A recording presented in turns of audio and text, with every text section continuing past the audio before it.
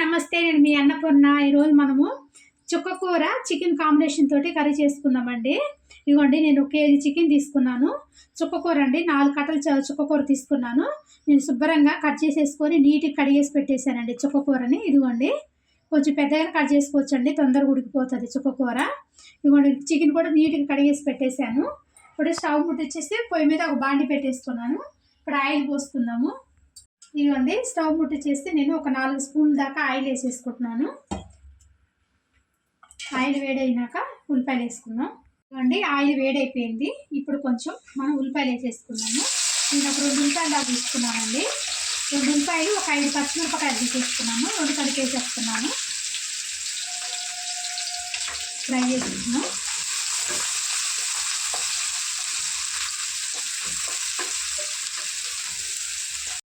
ఇదిగోండి, ఉల్లిపాయలు కొంచెం వేగిపోయినాయి కదా. 1 స్పూన్ జీలకర్ర అండి, ఇట్లా మంచి వేసేసుకుంటే చుక్కకూరలో కమ్మగా ఉంటుందండి. మంచి వాసనతో టేస్ట్ బాగుంటుంది. ఇట్లా చేతితోటి ఇట్లా నలిపేసేసేయండి. టేస్ట్ మాత్రం చాలా బాగుంటుంది. జీలకర్ర స్మెల్ బాగుంటుంది కదా. ఇవన్నీ జీలకర్ర కూడా కొంచెం ఫ్రై అయిపోతుంది. తర్వాత మనం అల్లం పేస్ట్ వేసేసుకున్నాము. అల్లం వెల్లిగడ్డ పేస్ట్ కూడా ఫ్రెష్గా నూరేసుకోండి అప్పటికప్పుడు, చాలా బాగుంటుంది. 1 స్పూన్ వేస్తున్నాను నేను. అల్లం వెల్లిగడ్డ పేస్ట్ కూడా ఫ్రై చేసుకున్నాం పచ్చి వాసన పోయే వరకు. ఇవ్వండి, అల్లం వెల్లిగడ్డ పేస్ట్ కూడా బాగా వేగిపోయింది కదా. ఇప్పుడు కొంచెం పసుపు వేసుకున్నాం. పసుపు కూడా వేగిపోయింది కదా, కలిపేసేసుకొని ఇప్పుడు మనం చికెన్ వేసేసుకున్నాము.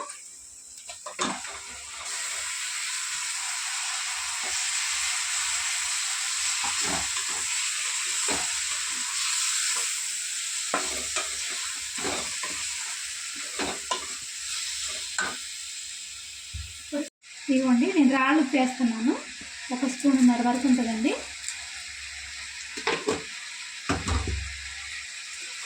ఒకసారి కలిపేసేసుకొని మంట మీడియంలో పెట్టేసుకొని మూత పెట్టుకుందాం. కొంచెం ఆయిల్లోనే కొంచెం ముక్కలు ఫ్రై అయ్యిందాక ఫ్రై చేసుకుందాము. మూత పెట్టేసుకుందాం. ఇప్పుడు చూసుకుందామండి, ఆయిల్లో బాగా ఫ్రై అయిపోతుంది కదా. ఒకసారి కలిపేసుకున్నాము.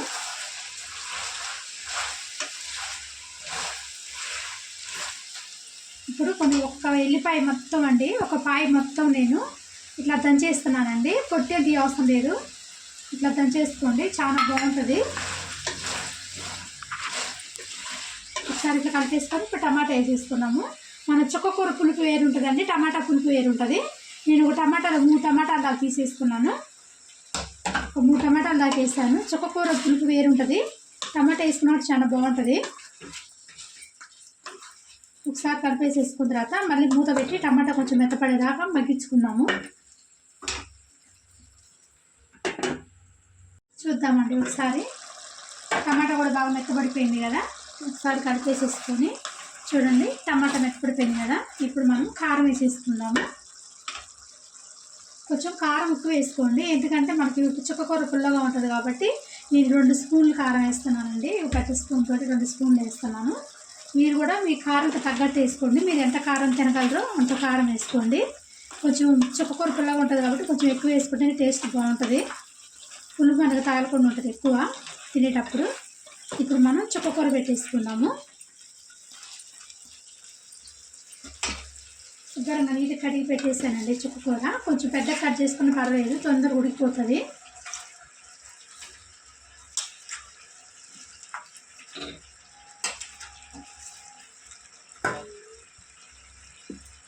ఒకసారి చుక్కకూర వేసుకొని మంచిగా కిందకి పైకి కలిపేసుకుందాము చికెన్ని.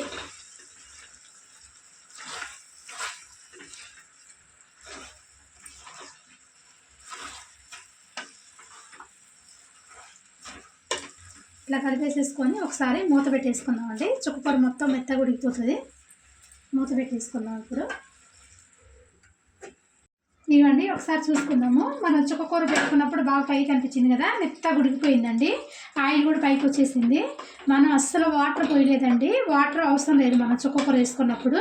చికెన్లో వచ్చిన వాటరు మన చుక్కకూరలో వాటర్ ఉంటుందండి, ఆ వాటర్ తోటి శుభ్రంగా ఉడికిపోతుంది చికెన్ బాగా మెత్తగా. ఇవ్వండి మనకి అసలు వాటర్ అయిపోయింది, చూసారు కదా. చుక్కకూర కూడా చాలా మెత్తగా ఉడికిపోయింది. ఇప్పుడు మనం దీంట్లోకి కొంచెం ధనియాల పొడి వేసుకుందాము. ఒక స్పూన్ ధనియాల పొడి అండి. ఒక స్పూన్ ధనియాల పొడి వేసుకున్న తర్వాత మళ్ళీ ఇందాక నేను జీలకర్ర వేసాను, కానీ కొంచెం జీలకర్ర పొడి కూడా వేస్తున్నాను, టేస్ట్ బాగుంటుంది జీలకర్ర చుక్కకూరకి. ఇవ్వండి కొంచెం జీలకర్ర పొడి, కొంచెం అంతా కొత్తిమీర వేసేసుకొని కలిపేసుకుందాము. చక్కగా వాటర్ పోయకుండా చక్కగా మనకు ఉడికిపోతుందండి నీట్గా. మనకి చికెన్లో వచ్చిన వాటరు చుక్కకూరలో వాటర్ తోటే మనకి కర్రీ అయిపోతుంది. మళ్ళీ మనం వాటర్ వేస్తే ఏమవుతుందంటే బాగా లూజ్ అయిపోతుందండి కర్రీ మొత్తం, మనకి ఇట్లా దగ్గరికి ఉండదు. వాటర్ మాత్రం అస్సలు వేసుకోవద్దు, మన చుక్కకూరలో వాటర్ చికెన్లో వాటరే సరిపోతుంది. ఇప్పుడు ఒక 2 నిమిషాలు మంట సిమ్లో పెట్టేసుకొని మూత పెట్టేసుకుందాం. ఇక కర్రీ అయిపోయినట్టే అండి. 2 నిమిషాలు అయిపోయింది. మన ధనియాల పొడి వేసేసుకొని చూసారు కదా, ఆయిల్ మొత్తం పైకి వచ్చేసింది. ఇంక నేను గ్యాస్ ఆపేస్తున్నానండి. ఇంకా అయిపోయినట్టే మనకి చుక్కకూర చికెన్. ఇవ్వండి చుక్కకూర చికెన్ అయిపోయిందండి. టేస్ట్ మాత్రం చాలా అదిరిపోతుంది.